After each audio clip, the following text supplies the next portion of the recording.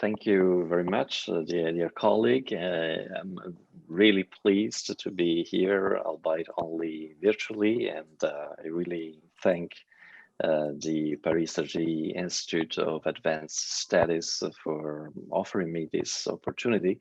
It is, for the moment, a virtual fellowship, but nevertheless, I'm really full of gratitude for the organization of my stay and also for the possibility of meeting albeit virtually these distinguished colleagues and fellows. My thanks to all of you for coming today. It is also a pleasure to be working with Professor Julien Longhi and his laboratory and researcher center. And I am also take advantage from this opportunity to thank not only the Paris Cergy Institute of Advanced Studies, but also the Agora Research Center that is represented at the moment by colleague Professor Catherine Marshall, to whom I say hello as well. So I switched to English, which I'm told is the common language that is usually adopted by fellows, resident fellows at the Institute of Advanced Studies, but of course comments, questions at any time are welcome also in other languages that I may speak and know, among which of course French. So let me start with sharing my presentation. And I hope that everything is going to be okay from the technical point of view. This is always a quite stressful moment when one tests the PowerPoint. So the title of my presentation is Semioethics of the Visual Fake. Semioethics is composed by semeion, which is sign. It's the main root in the word semiotics, which is the discipline to which I devote most of my efforts as a scholar, and ethics, of course. But the meaning of this term will be clearer as we proceed through the presentation. Now, a thrill that is going to be even more intense because I'm going to try to have you watch a video with me. Let's see if this works. I don't know if you can perceive the audio as well. If you don't, it's not really important in this circumstance because sometimes Zoom has a problem with sharing audio contents, but what matters really is the video, the footage, so don't worry.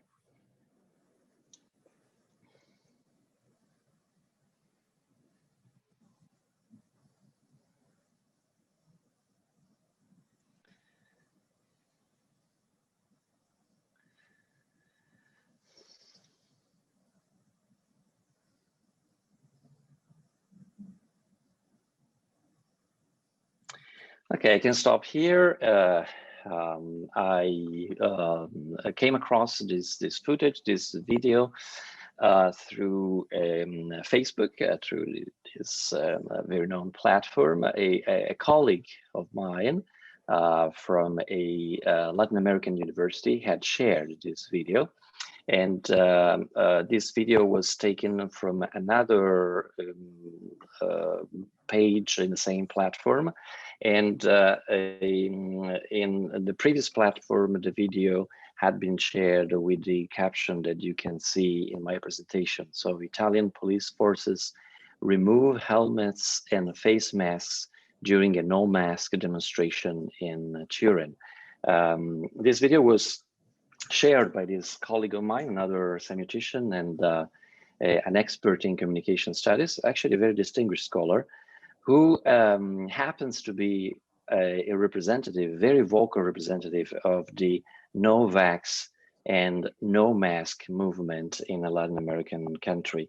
I'm not going to disclose my personal ideas toward this kind of position and stance, but I was quite impressed by the fact that he had shared this video that allegedly would represent Italian police forces removing their helmets and face masks during a no-mask demonstration in Turin and being applauded by the protesters, by people taking part in the demonstration, so as to cheer this gesture of theirs as a gesture of solidarity towards the protesters, as a gesture of actually symbolically join forces with the demonstration itself.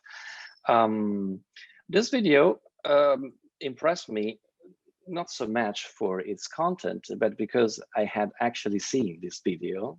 I had already seen it, but I hadn't seen it this year. I had seen it in 2013, because this video was actually made in 2013. This video was made during a demonstration of a group of protesters who went under the name in Italian at that time, perhaps my Italian colleague Maria Giulia Dondero remembers, I Forconi, the big forks. And it's kind of a countryside folkloristic version of Gilets jaunes in France. The movement in Italy dwindled away in a few months, but nevertheless, there was some important demonstrations in 2013 in Turin, and this footage was made the 8th of December 2013. Were policemen at that time, the 8th of December 2013, showing solidarity towards the protesters? Well, that was also somehow questioned, because police sources at that time, I went back to the comments that were available on the internet, also official comments by the Italian police, actually stated that removing helmets is removing their helmets, and they applauded. And by the fact itself of applauding at the policemen, they transformed that gesture into a gesture of solidarity. They somehow appropriated this gesture in order to turn it in their favor. And at that point, there was very little that policemen could do, because they had to follow the rules, so they couldn't actually put their helmets on again. But at the same time, they couldn't either say anything in order to reject the fact that people were applauding, attributing to them an intention that they didn't have. So there was a first manipulation in the demonstration itself. Then there was a second manipulation in the visual syntax of the footage that was proposed through YouTube and other video channels and platforms that were in favor of this protest movement. And then after many years, exactly after 7.5 years, the same footage was manipulated, and the same gesture was manipulated a third time, was appropriated a third time by using that footage in an anachronistic syntax, by actually decontextualize that gesture and recontextualize the same gesture in relation to the no mask movement. That could be done because the gesture was actually a gesture of removal of one's helmet. It was sufficient for someone to say, well, they are removing their helmets. They're also removing their masks. Of course, there were no masks at all worn by policemen in 2013. We didn't have that problem, fortunately, at that time. And it was sufficient for someone to add this comment to the description of this video to somehow make this video believable, to have a no mask movement members around the world publish, republish, share, circulate this video that became viral. Just imagine that I was in Turin, well, actually in France, but connected to a mostly Italian social network bubble. And I received this video back through a colleague in Latin America who was using this video in order to support his no mask views. So what did I do? Well, I usually don't quarrel with anyone for any reason on Facebook or on other platforms, because to me it's a little bit of waste of time. And also, I think as a student of digital communication, I should be a little bit above this these practices. But I nevertheless warned my colleague that this video was actually a video that had been taken in 2013. So it was adamant that it couldn't be the video, the footage of a no mask demonstration. There were no mask movement in 2013. And this colleague just replied, oh yeah, this video was sent to me together with some many other videos of demonstrations, of protests, no mask protests around the world the same day. So I didn't have time to check all of them. So somehow it turned this lack of attention of his into a further element demonstrating that there were so many no mask demonstrations around the world, that he had received so much of this footage and so many videos that, of course, it was absolutely normal that one of them, an untruthful one, would escape the filter of his scholarly caution and attention. And this colleague of mine is inserted in a digital bubble that is all no mask. So now whenever he publishes something against the usage of the mask, all the comments are positive. All the commentaries by other people on the same social network platform are all against the usage or the imposition of the mask. And of course, when I pointed out at this audience within this platform that the video, the footage had been actually misused and misinterpreted, the reaction was completely neutral. So there were no likes, there were no comments, they just moved on. And that is a little bit at the core of our subject today.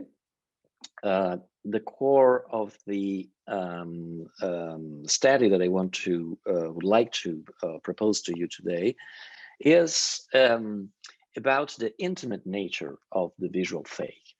So the question of the ethics of images and that of the fake are intimately related. I run a near-sea consolidator project in Turin, at the University of Turin, which is about the representation of the face in the digital era. It's a near-sea 5-year project. But more and more, I'm intersecting this project with other collateral projects of mine that are all about the fake and the fake representation of the face. In this video, there was no fake representation of the face because these policemen probably exist, and they, at that time, 2013, they were working, so they were not actors. But at the same time, there is a contextualization of this footage and this video that attribute a fake content and a fake chronology to this video itself. So more and more, I'm studying the theme of the digital representation of the face together with the theme of the digital representation of the fake. And it's not a random intersection, because I believe, or at least this is my hypothesis, that introducing a face in a representation that is actually a fake, in a fake news, for instance, adds a rhetorical power to the fake representation itself. So my point is that, or my reason for studying together the topic of the digital face and the topic of the digital fake, is that we tend to believe faces a lot, and we tend to disbelieve the lack of faces a lot. It is a very deep anthropological feature. So whenever there is a fake whose construction involves the appearance of a believable human face, somehow our suspension of disbelief is stronger. At least this is my hypothesis, but I would like to, it's exactly the hypothesis that I would like to test during this 4 months at the Parigi Institute of Advanced Studies. So I was saying that the question of the ethics of images and that of the fake are intimately related. Through images, the human species can represent and evoke not only what is, but also what is not, giving rise to illusions. I underline, probably too late, that this talk is not going to be for semioticians or for ICT technicians. It's going to be for a larger academic audience. So I'm not going to go into details, but I would like to give a general overview, interdisciplinary overview about my research topic. So that is the case, the possibility of representing not only what is, but also what is not. That is the case of verbal language too, of course, through words too. Human beings can describe what is not. Yet, an essential, I would say, semiotic difference subsists between the fake in images and that in words. It can be appropriately explained in the terms of Charles Sanders Peirce's semiotics. Charles Sanders Peirce is the founding father of Anglophone semiotics, and also someone might remember one of the greatest US pragmatist and pragmaticist philosophers. So images are predominantly iconic. Their fabric can be in part conventional, yet the core of them is motivated. What they represent is recognized out of material similarity with how they represent it. Words, on the contrary, are largely symbolic. It is through a silent convention that they do what they do. This difference, nested at the roots of language, is crucial as regards the fake in pictures. Albeit blatantly preposterous, they always speak the truth of the motivation, and this reverberates upon what they tell. So to go back to this example, we might historically and chronologically recontextualize this Facebook post and try to demonstrate that these policemen were actually videoed in 2013 and not in 2021. Yet the image of policemen removing their helmets and showing their faces will stay with us. Will stay with us despite the fact that someone, a friend or a colleague of the person who has posted this fake news, comments, well, but actually this video was taken, this happened in 2013.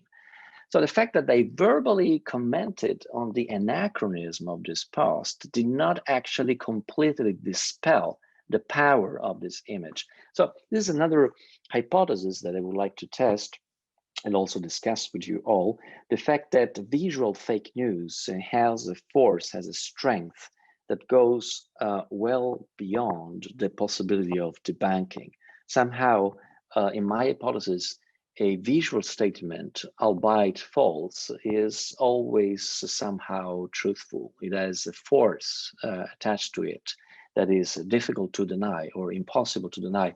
And this is a position that, of course, I share with great historian of culture, Carlo Ginzburg, who has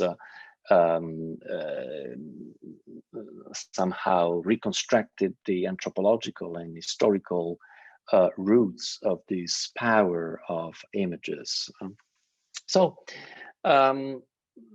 The counterfeited photograph of a political leader, for instance, supposedly caught in obscene behavior, might well be recognized as far-fetched, either because of its material qualities when the forgery is poor, or because it's jar when it is presented as a caricature. Yet it still carries motivation with it. It is a fake picture, meaning that it represents an event that never took place, yet at the same time, it is a true picture because it represents it through a materiality that follows the semiotic rule of iconicity. And I will propose you now a short and I hope amusing journey through this intersection of the digital face and the digital fake.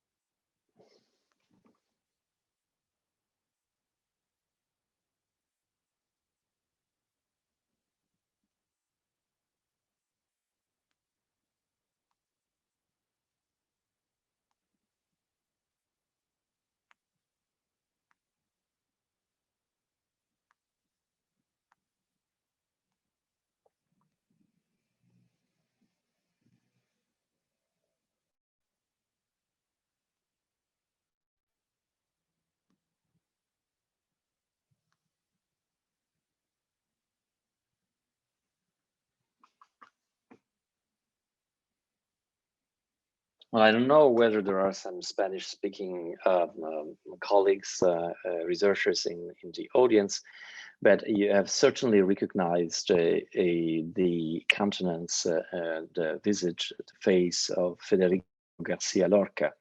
And what you could hear is a recitation of one of his most famous poems. People who were schooled in Spain would certainly recognize this poem and probably have learned it by heart.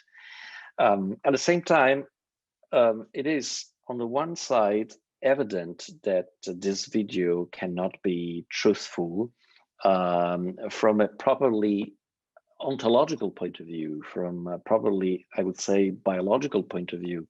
The face of Federico Garcia Lorca, the head of Federico Garcia Lorca, the body of Federico Garcia Lorca, his mouth, his eyes, his nose, were never actually used at any point in history, in time, in ontological time, to recite this poem as is shown to be recited in this video.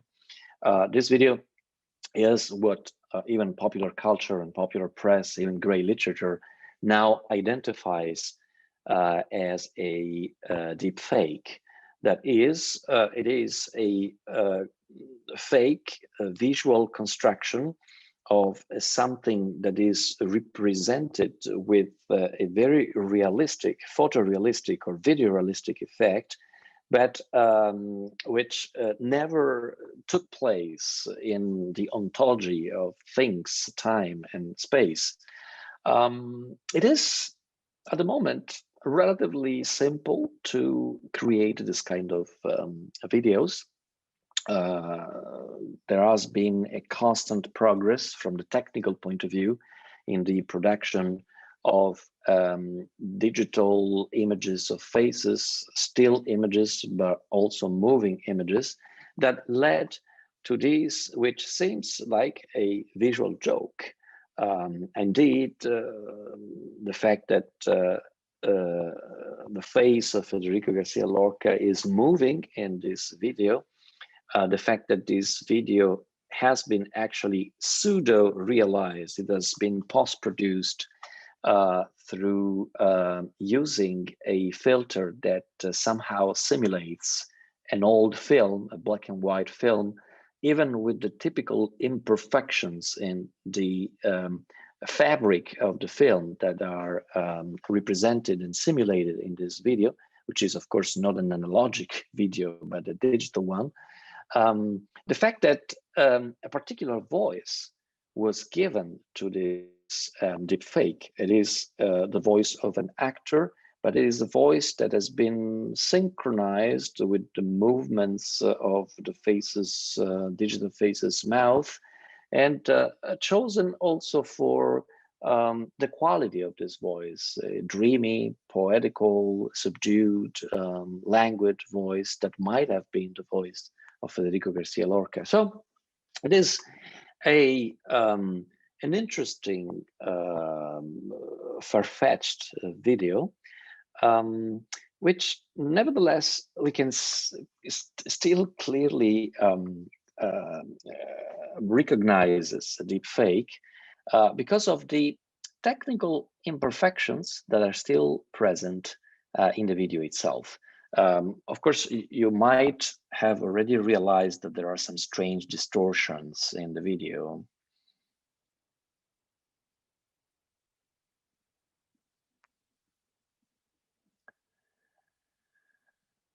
Yeah, it is very photorealistic. At the same time, we see that the lower part of the face, and especially the lips and the mouth, move in a way that we could tell is not the natural one.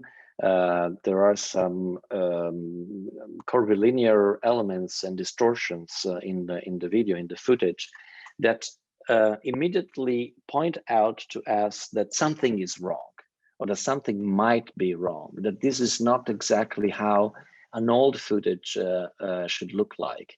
And then, of course, we have behind us, or at least many of us have behind themselves, what Umberto Eco would call an encyclopedia. So we actually know that it would be very strange to have a footage or video of Federico Garcia Lorca reciting this poem for chronological reasons, because otherwise, of course, that would be known by specialists of Federico Garcia Lorca and so on and so forth. But, you know, this is kind of specialized knowledge, encyclopedic knowledge that is not usually the background, the cultural background through which users usually receive these deepfakes on the net.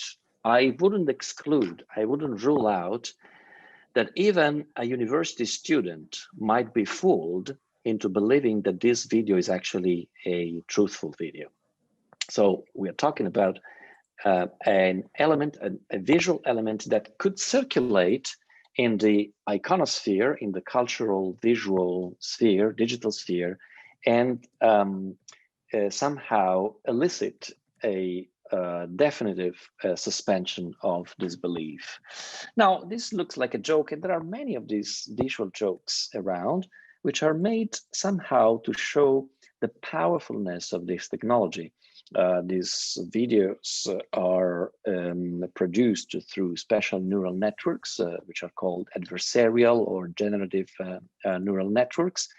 They've been developed more and more from 2018 on, and they've been increasingly applied not only to the production of still images, so still digital images of faces, but also to digital videos. And recently, 2 years ago, more or less, a special technology, a special algorithm was designed, if I remember well, by the Samsung laboratories in Russia, in order to create these deepfakes without having to rely on a large quantity of images. And this is, of course, quite a revolution in the field, because in the past, you should actually rely on a huge quantity of images in order to instruct a neural network to come up with this deepfake product. But nowadays, a single image of yourself, for instance, could be used in order to give rise to this kind of video. And examples are countless on the net. Some of them are very entertaining, but disquieting at the same time. You know, for instance, this is a particular deep fake of Einstein, who is turned into a linguist and a semiotician, which is actually, of course, it would be fantastic if we could demonstrate that Einstein was also a linguist and a semiotician, but unfortunately, this is a deep fake too.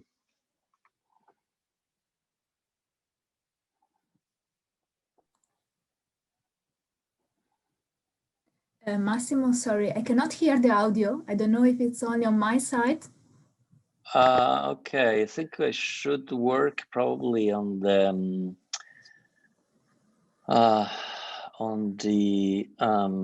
options of sharing sounds. So maybe what about like this? To sense impression. Perfect. Yes. Okay, so well, the previous one was just Federico Garcia Lorca. La muchacha dorada se bañaba en el agua. Yeah. Y el agua se doraba. Las algas y las ramas en sombra. Just to give you an idea, and the previous one was just like people screaming. Okay, that's less important. But let's move to Einstein. You know, this is a deep fake that has been actually created by using a single image of Einstein, and there are countless examples of, I would say, playful ways of using this technology. At the same time, this technology, the technology of deep fake, inevitably also raises questions. You know, because on the one hand, you can have purely ludic experiments, you know, like my students constantly send me videos of this kind. You know, this is Rasputin singing, for instance. Remember those walls I built? Well, baby, they're tumbling down, and they didn't even. Which is singing "Hello," which is of course, you know, quite entertaining. You know, we can and we usually do laugh at it. But then, like there is Remember? some other example that circulate also in the web. The most famous one, probably you have come across it. I usually show it to my students, but it's a classic in deepfake. Is this We're one? entering an era in which our enemies can make it look like anyone is saying anything at any point in time, even if they would never say those things. So, for instance, they could have me say things like, I don't know, Killmonger was right, or Ben Carson is in the sunken place, or, how about this, simply, President Trump is a total and complete dipshit. Now, you see, I would never say these things, at least not in a public address, but someone else would. Someone like Jordan Peele. This is a dangerous time. Moving forward, we need to be more vigilant with what we trust from the internet. That's a time when we need to rely on trusted news sources. Okay, the usual impact that this video has on people is different from the impact that Rasputin singing or Einstein talking about linguistics and semiotics has on viewers, or the impact of Federico Garcia Lorca reciting a poem that he never recited. Because in this case, we have an authoritative figure, a politician, who's actually shown giving a speech that he has actually never given. And it is shown while he gives the speech through a technology that of deep fake that is relatively easy to be used. So this is the kind of deep fake video that normally alerts people toward the possible danger of deep fakes. Although this is quite a simplistic reaction, because in my mind, the reaction toward this kind of video should be different. We shouldn't think only, okay, wow, this is not actually Obama. This is a simulacrum, digital simulacrum of Obama that has been generated through GANs, to generative adversarial networks, and then a particularly apt impersonator has lent his voice to this deep fake so that the realism of the digital representation of fake was tremendously enhanced. But why are we so sure that this is a deep fake? Couldn't it be that actually the deep fake is the impersonator and not Obama, that the slight imperfections in the way Obama moves his lips haven't been actually added to the deep fake itself? So couldn't it be that this is not a deep fake, but a digital simulation of a deep fake? How can we know? Well, the problem is that we cannot know. And this is the main point of reflection, but also perhaps of preoccupation in relation to how technologies of the digital fake are evolving. To me, at least to my interpretation, the novelty of this technology does not consist in the fact that it is able to produce pictures that supposedly represent reality when actually they are far-fetched, because this has been a phenomenon as long as history. Fake pictures actually representing events or people or actions that never ontologically took place, have a long history. There was even a genre in art history that you're probably familiar with, called trompe-l'œil in French, which is exactly the same thing. Like for one moment, you are cajoled, you are encouraged to believe that the representation, the pictorial representation, is not actually one, but it is a pure appearance of reality. So what is the difference then? Well, the real difference consists in the fact that first, with trompe-l'œil, the most important part of this term was not trompe, that means cheat, deceive, but l'œil, that is the eye, because the eye was the main addressee of this pictorial technique. So the eye was able to be deceived, to deceive itself, but it was also able to somehow undeceive itself, to debunk the trompe-l'œil. The trompe-l'œil was not a visual fake, it was a simulation of the visual fake. It was something that rhetorically pointed at the skills of the painter. So as a viewer, as a spectator, you should see the trompe-l'œil, be deceived for one instant, and then immediately realize, oh, but this is not true. I mean, this is just a painting, you know, and then think, oh, wow, this painter is absolutely amazing. What skills, you know? But this is not the case with the most advanced deep fakes. That was the case with the initial deep fakes. You should watch Federico Garcia Lorca reciting a poem, and then immediately realize that something was wrong, exactly like in a trompe-l'œil. And then by the sheer force and abilities of your eyes and understanding, think, oh, wow, what a wonderful technology. You know, what wonderful things can be done. You know, this is really amazing. It's a digital trompe-l'œil. But as technology advances and progresses, less and less we are actually able to realize with our naked eyes that the digital trompe-l'œil is actually a trompe-l'œil. And this is the main difference with, let's say, historical instances of the same phenomenon. In the past, there was the forgerer and there was the connoisseur. There was someone who would create a fake painting by copying a great master, and there was someone else who would, by his own eyes, by the sheer skills of his eyes, look into the painting and see, okay, this painting is actually a fake, it's not a real one. But images that are created nowadays more and more by generative adversarial networks cannot actually be debunked, and less can be debunked by the naked eye. We need actually other generative adversarial networks in order to realize that some images have been created by generative adversarial networks.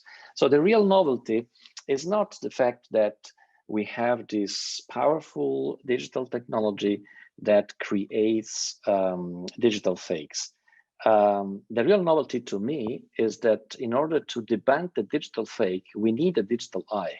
So we cannot do it directly. We must actually delegate machines. It's not us against the machines, it's the machines against the machines. You know, we are out of the system, we are out of the picture. So there are several examples that I would like to show to us, to you. Well, I had a lot of footage, but of course I cannot show it all today. So I just move on. A very important character in French history, Napoleon, and this is a representation that is very famous. It is a representation that is attributed to Jacques-Louis David, as probably the most famous portrait of the Emperor Napoleon in his study at the Tuileries, 1812. And the model was the funerary mask of Napoleon. We could go into the details of how these two representations are similar but also different at the same time. You know, like the main difference is that death masks were produced, cherished, and became a sort of a treasure because they had what semioticians would call an indexical relation with the face. So they were creating by someone who had access to the physicality of the face, who could literally put some material like plaster, other kinds of modeling materials on the face of the dead person. You don't have the same relation between the represented object and the representing sign in a painting. You know, you can come up with a painting without actually being in physical contact with Napoleon, But you cannot come up with a death mask if you are not in physical contact with Napoleon. Otherwise, what you create is not a death mask, it's a sculpture, it's something different. It's a figment of your imagination. But this is presented as a death mask. So it is presented as a sign that carries somehow a connotation of truthfulness. Although we know that it's not exactly the case, because death masks too rely on materials, techniques. The face immediately decomposes itself after death. So the face of dead people, unfortunately, changes very rapidly after the person is dead. So it is also by a certain convention that we believe that death mask is actually a truthful representation. But anyway, we can still tell the difference between the death mask and a pictorial representation executed by a great painter. We tend to believe that the first item is more historical relevant and it provides more evidence than the second item. So this has an incredibly long tradition of influence on how a pictorial visual tradition is created. But when Harry Koster makes a movie about Napoleon, or has Napoleon as one of the character of this famous Désiré movie, 1954, Marlon Brando is actually somehow transformed into an image that resembles that of the pictorial image created by David. Why am I showing this to you? Because then there is a tendency now in iconography to use all these images without distinction in order to feed machines, to feed, for instance, generative adversarial networks, and to ask the networks, so what is the true face of Napoleon? How did Napoleon look like? I just feed the neural network with all the images of Napoleon I can come across, and what is resulting from it is a digital face that has a particular rhetorical value attached to it. When I'm shown this digital face, newspapers, for instance, I'm usually told this is the truthful face of Napoleon. This is the face of Napoleon that has been created. It has been created through artificial intelligence. So when the common reader reads such news, the immediate idea is, wow, so this must be truthful. This is a truthful representation. This is actually more truthful than the painting by David. But it's absolutely the contrary. I mean, probably the painting by David was closer to, let's say, the biological face of Napoleon than this product of artificial intelligence. First of all, because what is not told and said in these newspapers, let's say, scoop articles, pop gray literature, etc., is that depending on how you feed neural networks, the result will be different. Depending on how you instruct the neural networks and what kind of visual sources you give to neural networks, artificial intelligence will produce different results. So this is another interesting aspect, the crossroad of, let's say, the digital face and the digital fake. More and more, artificial intelligence and neural networks, in particular adversarial generative neural networks or convolutional neural networks, are used in order to create digital images of historically existing faces, biological faces, with the promise that the digital representation will be neutral, will be without biases, will actually reach a truthfulness that wasn't reached by previous representation. Now, this is, of course, far from being truth. This is a digital representation of how Roman emperors would look like according to a creation that has been carried on by visual artist Daniel Fossart, who did exactly the same. He fed adversarial neural networks and some algorithms that actually publicly available. They were first created by NVIDIA, the big company for like video production, post-production, and processing systems. But art historians coming across these reconstructions were a little bit puzzled, because many of these supposedly unbiased artificial intelligence created faces of Roman emperors were actually blonde. Many of them were blonde.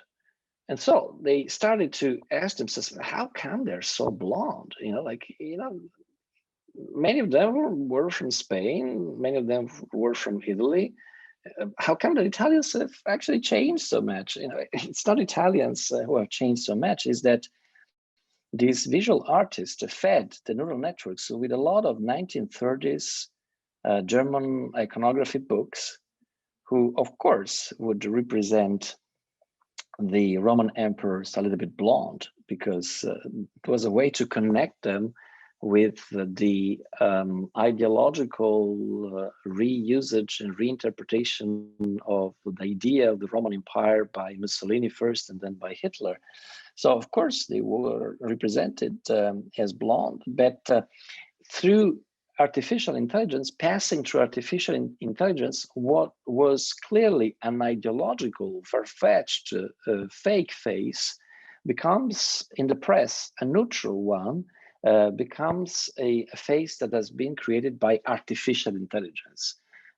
This is not true, of course. It is artificial intelligence fed by human stupidity, which gives as a result artificial stupidity, and not only artificial intelligence. So there are many of these cases that are, at the time under observation in my research project. And of course, the frontier is not only the moving image, because more and more faces are being not only digitally created in still images or in videos, but also in three-dimensional images, in virtual reality, and also in the form of masks that are ultra realistic and that challenge even more our idea of what a real face is or what a fake face is. This is a famous fake face producer. It's called Osamu Kitagawa, who's actually someone who used to work for a photocopy company, and then he switched quite interestingly to creating a company that produces ultra-realistic three-dimensional masks reproducing the face of people who commission these masks themselves. And the result is very impressive, to the point that Osamu Kitagawa's masks are actually used by Apple in order to test the device for face recognition that is now in the most advanced Apple phones, including the iPhone 12, which, by the way, do not work with masks on, so big problem. So this is a brief video about him. I guess I have only 4 minutes. Well, just a reference to some French material. This is Gilbert Chicly. Probably you've come across him in the French press. He's a great Franco-Israeli impersonator, and he actually convinced some very big shot donors around the world, including some tycoons or emirs in the Emirates, to finance a supposed French endeavor against international Islamic terrorism by impersonating the French Minister for Foreign Affairs. And so usually using some like silicone masks that are actually available in the market in order to carry on this this kind of illegal criminal activity. So this is a pragmatic use of the face fake. But let me conclude by pointing perhaps at how difficult it constantly currently is to distinguish with the naked eye what is a fake face. You know, these are all digital representations of faces that do not actually belong to anyone, so they do not represent any biological faces. It's a company that produces through adversarial networks these faces. These faces can be also post-produced. There is a face generator that you can buy. I mean, applications are many. You can use them, for instance, you know, in this period in which it is very difficult to work with real models, because you have to have models come into a studio. You can have fake, you know, visages used, but it raises many questions about our ability to distinguish between what is truth, what is untruth, and to distinguish especially between the fictional and the documentary, because this is the big issue. You know, this is an image of a hologram that is used at the Shoah Center at the University of Southern California, in which you have the hologram of a Shoah survivor who, through artificial intelligence, interacts with visitors and answers the questions of visitors. But the person who is represented through this hologram is not alive anymore. And what he actually says to visitors is not something that he has said. It's something that is created with his voice through artificial intelligence. And of course, you might say on the one hand, wow, this is a wonderful experiment. It's actually Steven Spielberg that sponsored this initiative. But this is also telling of the fact that it is an initiative that mixes in a very interesting but probably also disquieting way the fiction and documentary. You know, what if this museum falls into wrong hands? You know, what if this hologram falls into wrong hands? So what if someone had this hologram actually pronouncing statements not in order to rememorate past historical experience, but to deny them? You know, this is a little bit the idea of the necessity of developing a semioethics of the digital image, because there are many instruments that are used currently to try to help people to identify what an authentic face is, for instance, Microsoft Face Authenticator or others, but they're constantly outsmarted by new digital fake technology. So we cannot rely on a method like the Morelli's method. You know, Giovanni Morelli was the one who invented a system in order to distinguish what a fake painting was by looking at some very specific details in paintings. You know, he realized that Fra Filippo, Filippino, Signorelli, Mantegna, they had special way to paint the lobes of the ears, for instance. And so by looking at those details, you could tell what a fake painting, whether a painting was a fake. But of course, you know, fake forgers would then learn Morelli's method and paint those lobes exactly in order to simulate the fact that the painting was Bonifacius, Botticelli's, and so on and so forth. So these are some images created by Gantz. These are old ones. You know, you can tell that they're still very primitive.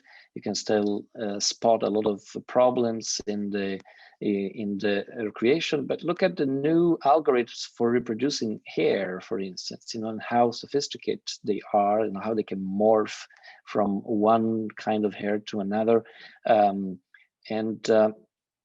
Well, finally, let's probably finish with a little game that I propose to my student.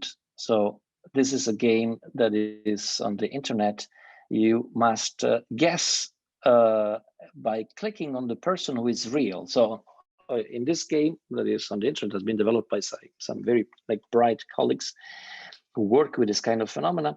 You should tell whether which of the two proposed images is an image that has been created by digitally photographing, taking a photograph of someone who exists biologically, and on the other hand, a face that has been created by artificial intelligence. And I'm usually pretty good because I'm, this is a fake, and I'm correct.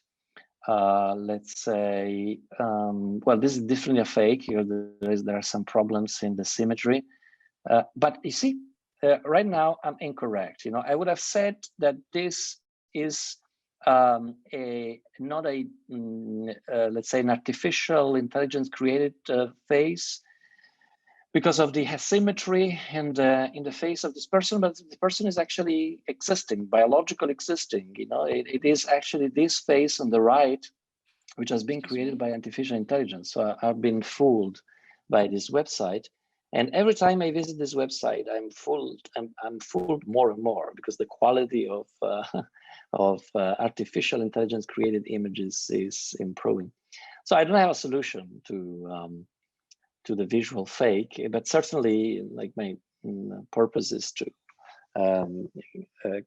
raise more awareness about the fact that digital images, and especially digital images of the fake, can be used nowadays to create new surprising suspensions of disbelief, in some cases with consequences also in political, economic, social terms. I think I've talked enough, so I thank you very much for the attention. I hope it wasn't too fast. I have a lot of material. I'll be happy to go back to it if there are any questions. Thank you very much. Thank you very much, Massimo, for this excellent, very inspiring talk.